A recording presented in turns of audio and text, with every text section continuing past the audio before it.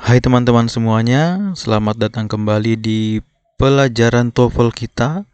Pertama-tama saya mengucapkan permohonan maaf karena saya baru mengupload video lagi setelah 4 minggu lebih ya, karena terdapat beberapa urusan yang mesti saya kerjakan dan sepertinya itu tidak memungkinkan ya kalau saya mengupdate video lagi. Nah, tetapi sekarang kita bisa melanjutkan kembali ke materi yang baru lagi setelah kita kemarin melakukan latihan. Nah, sekarang kita masuk ke skill yang ke-9, yaitu use non-clause connectors correctly. Baik, tapi sebelum saya memulai materinya, alangkah baiknya bagi teman-teman yang belum menekan tombol subscribe, silahkan ditekan dulu tombol subscribe-nya supaya teman-teman tidak ketinggalan video-video yang terbaru dari saya. Baik, mari kita mulai materinya. Nah, teman-teman, jadi mulai skill ke-9 ini dan mungkin beberapa skill ke depan, 9, 10, 11, 12, kita akan meningkatkan sedikit level pengetahuan kita mengenai connectors ini. Jadi, prinsip yang kemarin kita pakai, yaitu ketika ada dalam satu kalimat ada berbagai clause, maka harus ada konektornya. Nah, di sini clause itu bukan hanya satu, tetapi dimungkinkan adanya multiple clause atau bisa 3 dan seterusnya.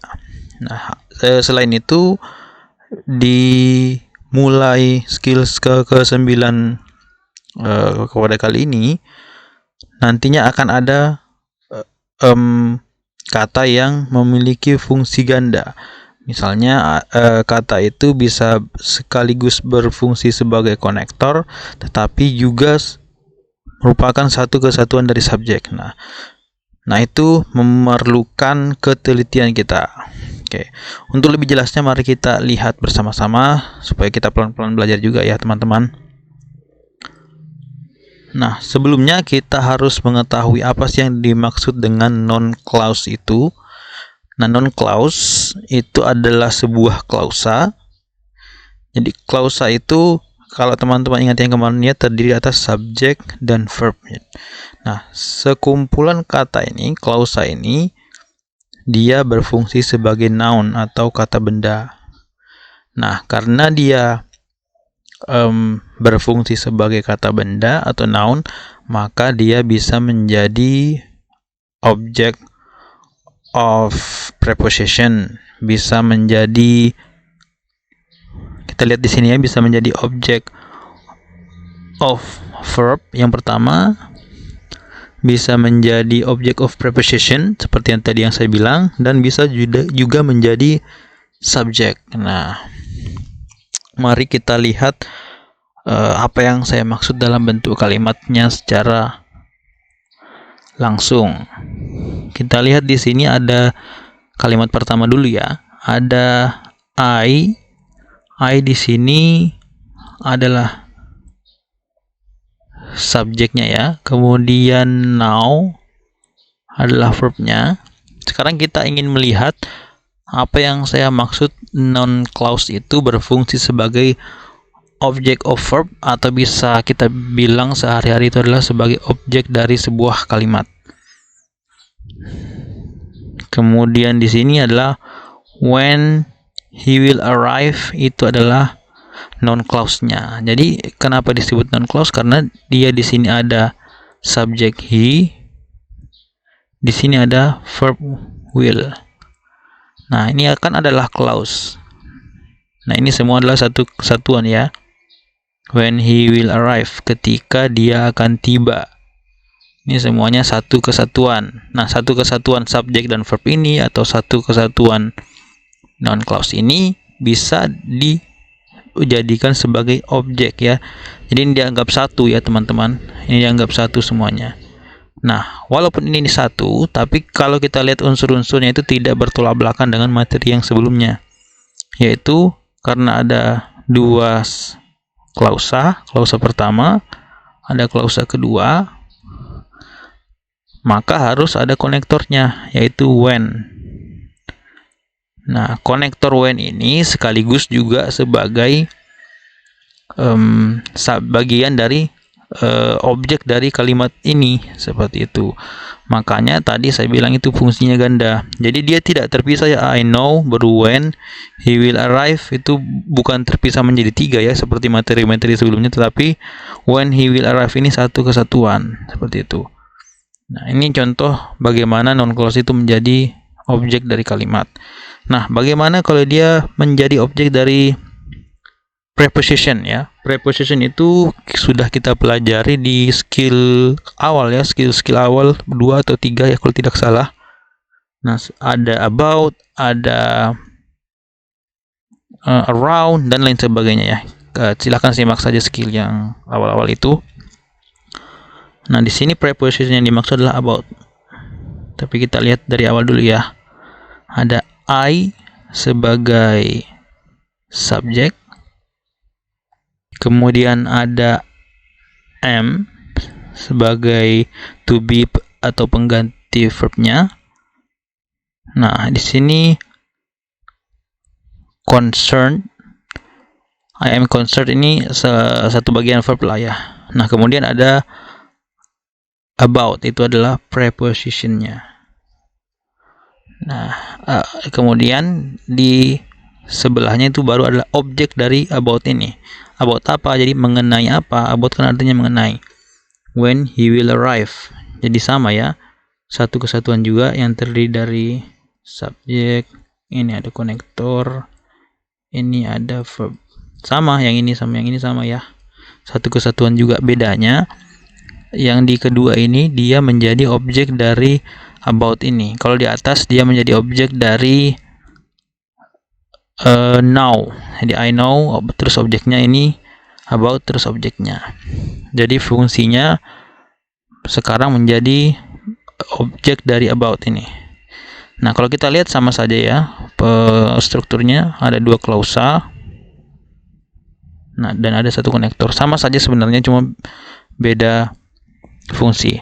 Nah, bagaimana kalau yang ketiga ya? Dia menjadi subjek. Nah, dia bisa di depan, dia bisa di belakang maksud saya. Dan dia juga bisa di depan. Nah, ini masih sama ya, masih satu kesatuan yang sama ya. Satu yang kotak-kotak ini when he will arrive itu sama-sama ya. Konektor, subjek, verb. Nah, kenapa dibuat sama seperti ini? Supaya teman-teman bisa melihat perbedaannya, bahwa dia ini bisa tempatnya di depan, di belakang, dan juga bisa menjadi object of preposition, object of verb, bisa menjadi subjek juga. Tergantung kita membolak-baliknya bagaimana. Nah, when he will arrive, kapan dia akan tiba, is, ini adalah to be ya, pengganti verb ya. Kemudian ada important, itu adalah adjective, adverb ya kayaknya ya. Adverb atau adjective ya kurang lebih ya. Nah dia satu kesatuan ini kan menjadi sudah subjek. Seperti itu. Jadi kalimat ini bisa juga dilihat seperti ini. Ini adalah subjek, kemudian ini adalah verb. Jadi cocok ada subjek ada verb satu kalimat. Tapi bisa juga dilihat seperti ini. Ada klausa di sini. Nah, di sini kan dia ini sekalian juga sebagai subjek ya. Di sini ada juga klausa. Nah, seperti itu. Maka itu harus ada konektornya. Makanya saya bilang tadi ini non clause ini bisa berfungsi sebagai satu kesatuan sendiri, tapi juga bisa menjadi subjek. Jadi dari kalimat yang secara keseluruhan ini, yang luas ini loh. Jadi dia menjadi subjek untuk kalimat yang besar ini. Tapi di sekaligus juga dia menjadi ada juga subjeknya di sini. Nah, itu dia. Untuk membuat apa ya? Mengaitkannya dengan materi lalu, ini sebenarnya masih sama saja ya. Ada 2 klausa, ada 2 subjek, ada 2 verb, dan ada satu konektor. Itu yang tidak boleh lupa dari teman-teman sekalian. Nah, untuk Mungkin untuk sebagai contoh ya, kita lihat penerapannya dalam soal.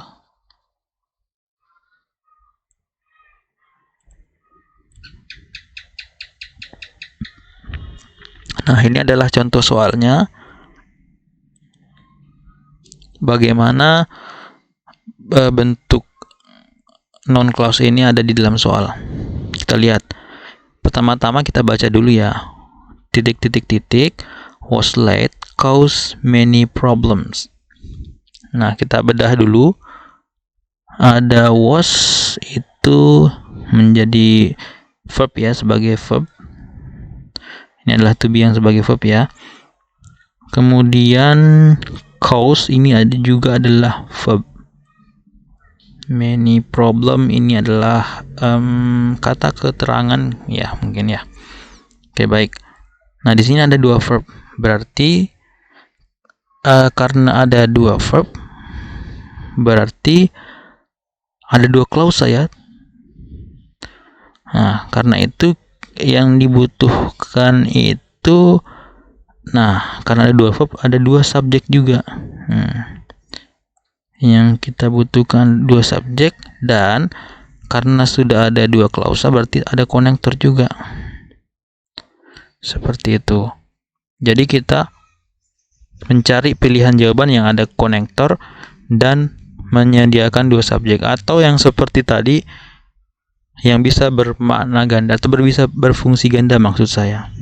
Terlihat yang A ada that itu konektor ya. Oke. Kemudian he itu subjek. Nah, apakah he itu bisa juga berfungsi double? Kita lihat. Kita misalkan ya that he was late. Ini saya singkat saja ya, karena menulisnya agak susah. That he was late caused many problems. That he was late itu kita bisa ini ya, sebagai satu clause ya. Nah, atau non clause. Cause many problem. Ini adalah verbnya. Nah, di sini kita bisa lihat that he was late ini bisa kita anggap sebagai subjek dari kalimat ini. That he was late cause many problem. Nah, selain itu, that he was late ini pun juga merupakan sebuah klausa yang terdiri atas subjek dan verb ini. Nah, kemudian ada konektor that. Berarti benar ya, ada dua subjek, yaitu subjek pertama yang ini, dan ini keseluruhan bisa menjadi subjek untuk kalimat yang luas ini. Kemudian ada dua verb dan ada satu konektor. Jadi benar ya. Oke, sebenarnya jawabannya sudah jelas, tapi kita lihat pilihan yang lainnya. Pilihan B, the driver. The driver itu hanya subjek ya, berarti salah. Kemudian the there, salah juga karena dia adalah kata keterangan saja. Kemudian ada because. Because itu konektor ya, tidak menyediakan subjek. Oke, salah juga. Nah, berarti jawaban yang benar itu sudah jelas ya. Jawaban yang benar adalah A ya, that he. Oke, buat tambahan referensi untuk teman-teman sekalian, di sini saya akan memberikan contoh dari konektor ini ya, non-clause konektor yang bisa dibentuk menjadi non-clause. Itu ada what, when, where, why, how. Ya, silahkan dilihat saja berulang-ulang, nanti juga akan dipahami sendiri. Kemudian ada whatever, whenever, sebenarnya ini adalah turunan dari ini ya. Kemudian ada whether itu seperti memilih di antara kedua hal. Misalkan whether book or misalkan pencil ya. If itu jika ya. Kemudian that yang tadi itu bahwa ya. Nah, ini semua adalah konektor yang bisa membentuk non-clause tadi, yang bisa berfungsi ganda tadi ya. Nah, kalau selanjutnya ini adalah contoh formatnya, tadi sudah kita pelajari ya. Ini kalau dia ada di belakang, dan ini kalau dia ada di depan. Dengan contoh kalimat, I know what you did. Dengan kalau what you did-nya di depan menjadi what you did was wrong. Seperti itu, sama saja seperti contoh yang tadi ya. Pokoknya intinya adalah ini yang harus teman-teman ingat ya. Oke, saya rasa cukup ya, nanti kepanjangan. Terima kasih buat teman-teman semuanya yang sudah menyaksikan hingga menit kesekian ini. Dan mohon maaf apabila terdapat kesalahan atau kekeliruan, silahkan disampaikan saja di bawah. Dan kalau ada pertanyaan juga silahkan disampaikan juga di kolom komentar. Demikian video kali ini. Sampai jumpa di video-video yang selanjutnya.